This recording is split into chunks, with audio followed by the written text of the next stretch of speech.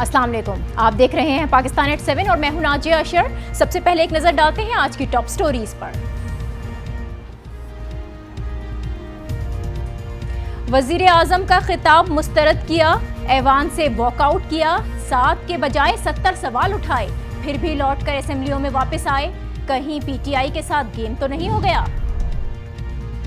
होशियार, खबरदार, नया पाकिस्तान का ख्वाब कहीं खैबर पख्तूनख्वा में चकनाचूर ना हो जाए। पीटीआई के होम ग्राउंड पर नून लीग ढाड़ रही है। और पीपल्स पार्टी अंदरूनी मुश्किलात से दो चार, एमक्यूएम का साथ चलना दुश्वार, पीटीआई कंफ्यूजन का शिकार, ऑपोजिशन कब तक मुत्तहिद रहेगी?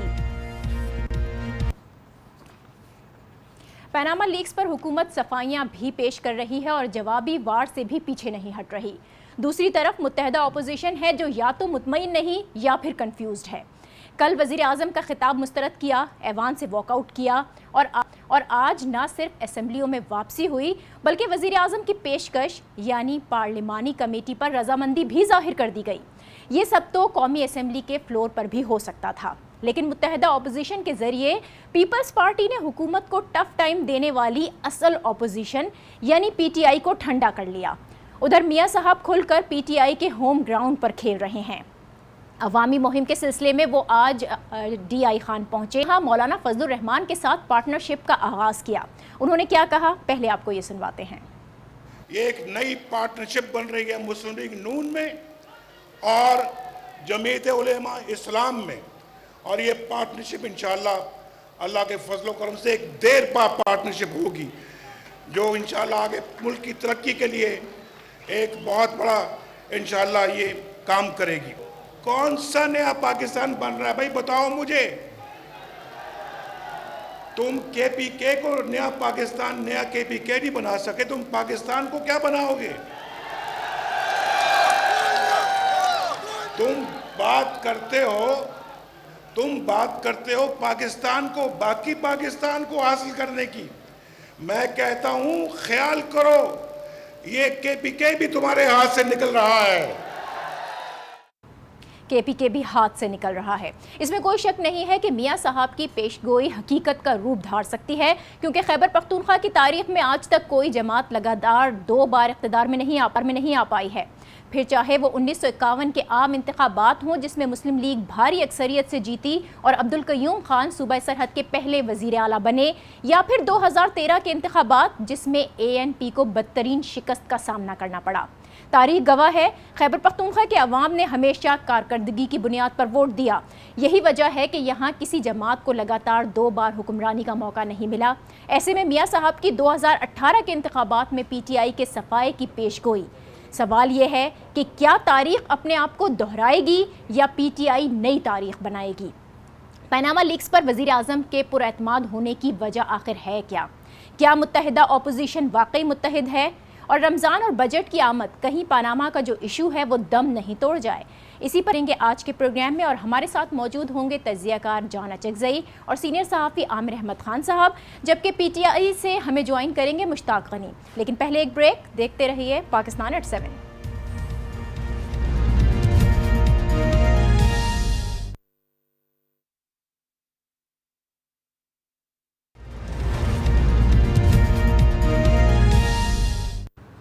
Welcome back. नया पाकिस्तान का ख्वाब कहीं खैबर पख्तूनख्वा में चकनाचूर ना हो जाए। खैबर पख्तूनख्वा PTI का होम ग्राउंड है जहां वज़ीर आज़म ने PTI के खात्मे की आज पेशगोई की। इसी पर हम बात करेंगे। तर्जुमान खैबर पख्तूनख्वा हुकूमत मुश्ताक गनी साहब हमारे साथ टेलीफोन लाइन पर मौजूद हैं।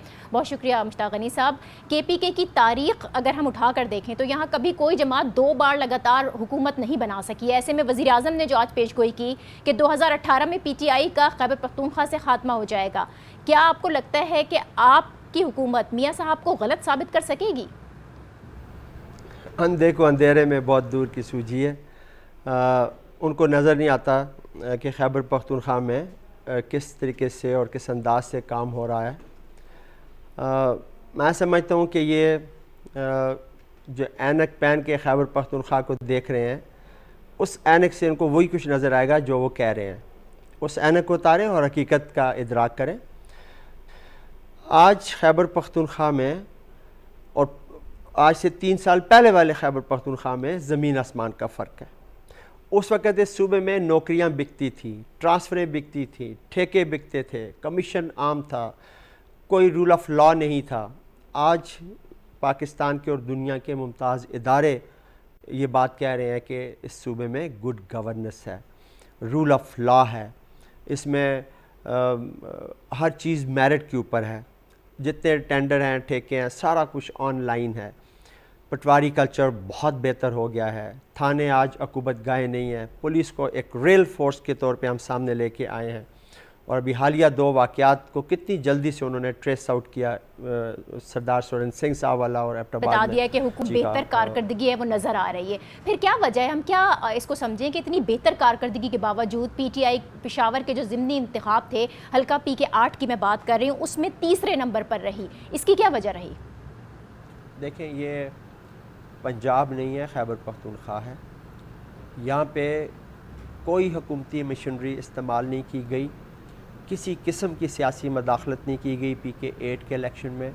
ये PMLN की सीट थी और अरबाब अकबर हयात मरहूम ख़ुद भी बड़े नफीस इंसान थे और एक उनका जो वोट बैंक था वो उन्हीं का जो भाई खड़ा था इस इलेक्शन में, उसकी तरफ हमदर्दी का वोट भी ट्रांसफ़र हुआ और हमारी तरफ से भी कोई मदाखलत नहीं थी उसमें। वरना किसी सिटिंग गवर्नमेंट के लिए कोई बाई इलेक्शन जीतना कोई मुश्किल काम नहीं होता। लेकिन हमारे यहाँ ऐसी हमने कोई रिवायत आज तक सूबे में पैदा नहीं की और इसी वजह से हमने बिल्कुल इंडिपेंडेंट छोड़ा। लेकिन ये एक बाई इलेक्शन था। जनरल इलेक्शन जब आप आने दें, आप भी इंशाल्लाह देखेंगे, जो हमारी तवक्कुआत हैं कि जैसे आपने कहा कि किसी सिटिंग गवर्नमेंट ने कभी इस सूबे में कम बैक नहीं किया, ये पहली गवर्नमेंट होगी इंशाल्लाह जो कम बैक भी करेगी और बड़ी वाज़े अक्सरियत के साथ कम बैक करेगी। यानी आप बड़े पुरुमीद नजर आ रहे हैं। बहुत गनी साहब, आपका मुश्ताक गनी साहब कह रहे थे कि बेहतर कारकर्दगी है और आगे भी उम्मीद है कि 2018 की बात जो वज़ीर आज़म ने कही उसको गलत साबित कर सकेंगे। बहरहाल अब हमें ज्वाइन करें सीनियर तज्ज़ियाकार जाना चकज़ई साहब। बहुत शुक्रिया चकज़ई साहब, आपने भी सुना होगा मुश्ताक गनी साहब तो बड़े पुरज़्म नज़र आ रहे हैं। वज़ीर आज़म ये कहते हैं कि 2018 के इंतखाबात में PTI का सफाया करेंगे। ये पेशगोई जो कि आज उन्होंने की है किस हद तक काबिल अमल नज़र आ रही है? क्या वाकई KPK में जो पोजीशन है PTI की वो कमज़ोर हुई है? जितने भी ज़मीनी इंतखाबात हुए हैं तकरीबन PTI को शिकस्त हुई है। जो तवक्कुआत PTI से खैबर पख्तूनख्वा में वाबस्ता थे वो पूरे नहीं होते नज़र आ रहे। करप्शन के हवाले से आपने सुना बन्नू में जब इमरान खान साहब ने कहा कि क्या करप्शन कम हुई है तो ख़ुद वहाँ पे तकरीबन हज़ारों लोग बैठे थे, उन्होंने नहीं और मनफी में जवाब दिया।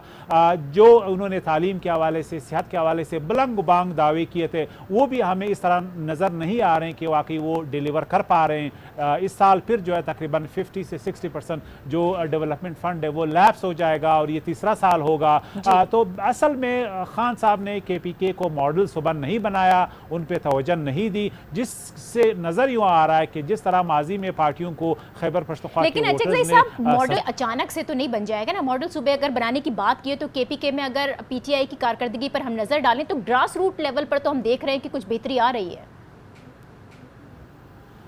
देखिए, एक है काम करना और एक है नालायकी। असल में बड़ा चैलेंज PTI का नालायकी है, इनकॉम्पिटेंस है। ये कह रहे हैं कि मरकज़ हमें फ़ंड नहीं दे रहा, जो फंड्स उनके पास है वो तीसरा साल है, इस दफ़ा वो भी लैप्स हो जाएंगे। दूसरी तरफ इनका दावा था कि हम करप्शन 30 दिन में ख़त्म करेंगे, लेकिन उस हवाले से भी खातिर खां उनको कामयाबी नहीं हो रही। अभी फिल्डैट का सर्वे आया था, KPK तीसरे नंबर पे था करप्शन के हाईएस्ट स्कोर्स में। इसी तरह दूसरे सर्वेज हैं कि परसेप्शन की बुनियाद पे ये बड़ा स्ट्रगल कर रहे हैं। जो बेसिक ह्यूमन डेवलपमेंट की बात है, लेकिन वो यहाँ पर स्ट्रगल तो कर, आप मान रहे हैं जाना चकज़ई साहब। अच्छा ठीक है, अगर PTI को कारकर्दगी के नंबर देने हैं तो आप 10 में से कितने नंबर देंगे? मेरे ख्याल में मैं 4 और 5 के दरमियान उनको 4 नंबर दे रहे हैं आप। इसका मतलब है कि काम तो किया है ना PTI ने KPK में। देखिए, अगर आप कंपेयर कर रहे हैं पंजाब से, पंजाब की 10 करोड़ आबादी है, यहाँ की आबादी तकरीबन जो है तकरीबन 2.5 करोड़ से कम है। तो आप पंजाब में किस तरह शहबाज शरीफ की अच्छे एडमिनिस्ट्रेशन को, उनकी कारकर्दगी को KPK से बेहतर रेट नहीं करेंगे, जहाँ पे अस्पतालों का नेटवर्क, एजुकेशन का नेटवर्क बहुत बड़ा है। ठीक है, वहाँ पे बजट भी बहुत बड़ा है, लेकिन एक छोटे से सूबे को आप मॉडल नहीं बना सके तो पंजाब को, जो पाकिस्तान का सबसे बड़ा सूबा है आबादी के लिहाज से, उसको फिर आप किस तरह मॉडल बनाएंगे? जाएंगे। असल में ये मसला है, जब KPK के हम कंपेरिजन कर रहे हैं तो वो पाकिस्तान के अंदर हम कंपेरिजन कर रहे हैं। ये एक ऐसा सूबा है जो निस्बतन आबादी उनकी कम है, इसको हम मॉडल बनाने में नाकाम रहे, इसलिए तो मुझ जैसे नाकदीन को शिकवा है और ये मायूसी भी हुई है कि खान साहब ने एक मुतबादिल के तौर पे आने की कोशिश की कि मैं गवर्नेंस इंप्रूव करूंगा, ह्यूमन डेवलपमेंट करूंगा, मैं जो है इंफ्रास्ट्रक्चर डेवलपमेंट नहीं करूंगा, मैं ट्रांसपोर्ट और लॉजिस्टिक वो इंप्रूव नहीं करूंगा। आज हम देख रहे हैं कि ना तो वहाँ पे डेवलपमेंट हुई है, ना आपकी ठीक है, यानी कि PTI और को अभी भी KPK का सामना है। अभी हम यहाँ पर एक ब्रेक ले रहे हैं और इस ब्रेक के बाद हमें ज्वाइन करेंगे सीनियर सहाफ़ी आमिर अहमद खान साहब भी, और उनसे ऑपोजिशन की असेंबलियों में जो अचानक से वापसी हुई है उससे मुतालिक बात करेंगे और ये पूछेंगे कि कहीं PTI के साथ कोई गेम तो नहीं हो गया। हमारे साथ रहिए।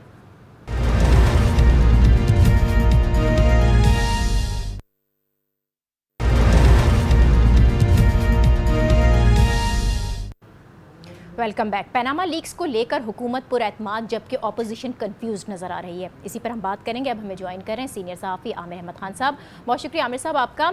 ऑपोजिशन ने गुज़िश्ता रोज़ वज़ीर आज़म का जो खिताब था उसको मुस्तरद किया, ऐवान से वॉकआउट भी किया, 7 के बजाय 70 सवाल तैयार कर लिया और आज अचानक से असम्बलियों में वापस आ गए। कहीं ये सारा मैच फिक्स तो नहीं था?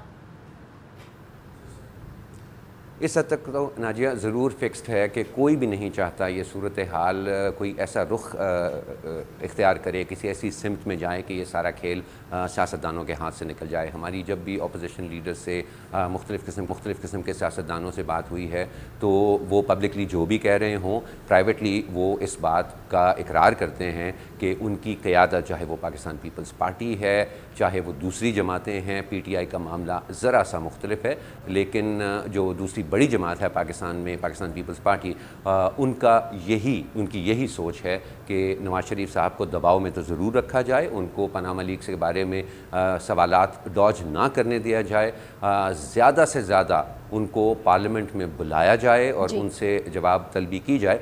लेकिन इस वक्त मेरे ख्याल में कोई भी ये नहीं चाहता कि सियासी सूरत हाल ऐसी हो। लेकिन आपने ये कहा कि इंसाफ का जो मामला है वो मुख्तलिफ है। असल प्रेशर हम देखें नून लीग पर तो तहरीक इंसाफ की जानिब से ही आ रहा है। इस वक्त हुकूमत के सबसे बड़े नाक़िद इमरान खान है, लेकिन मुत्तहिदा अपोजिशन ने उन्हें पिछली सफ में खड़ा किया। कहीं PTI के साथ कोई गेम तो नहीं हुआ?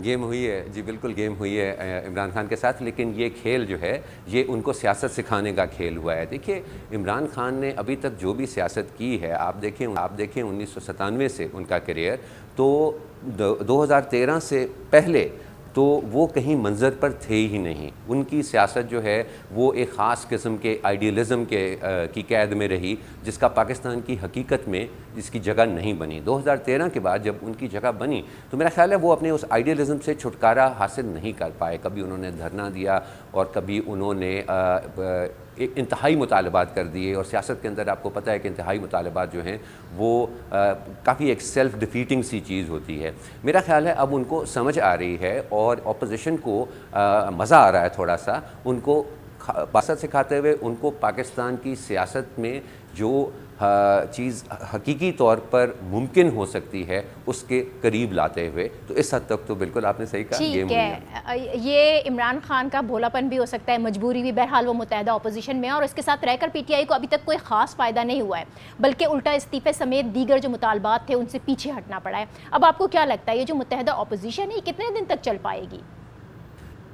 कोई भी अपोजिशन अलायंस जो होता है, किसी भी किस्म का जो हिज़्ब इख्तिलाफ़ की सियासी जमातों का जब इत्तेहाद होता है, अगर उसका मकसद सिर्फ़ एक शख्स को नीचा दिखाना हो, उसको इक़्तिदार से हटाना हो, ये हमने माजी में भी देखा है, वो अपोजिशन बिल्कुल ज़्यादा देर तक नहीं चल पाती और वो तब तक ही मुत्तहद रह सकती है जब तक उसका बुनियादी मुतालबा, यानी कि एक शख्स जो है वो इक़्तिदार से हट जाए, वो तब तक ही मुत्तहद रहती है।